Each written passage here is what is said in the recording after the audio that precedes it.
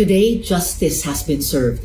The conviction of Alice Guo, aka Guo Huaping, is a victory against corruption, human trafficking, cybercrime, and many other transnational crimes.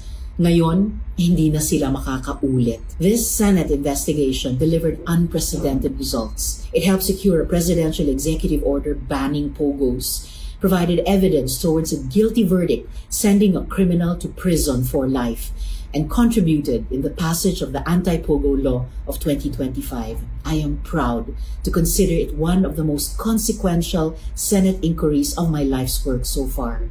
Maraming salamat sa mga biktima, witnesses, at whistleblowers na naglakas loob tumestigo sa Senado. Our deepest gratitude to our prosecutors at the DOJ who brought this case to justice. Sa ating mga law enforcers na hindi nagsawang mag-imbestiga, mag-raid at mag-rescue, maraming salamat sa inyo. To the Filipino public, maraming salamat sa inyong maiging pagsubaybay at pagbabantay. Bilang chairperson ng Senate Committee on Women, Children, Family Relations, and Gender Equality na nanguna sa investigasyon, this makes me feel hopeful about the work we do.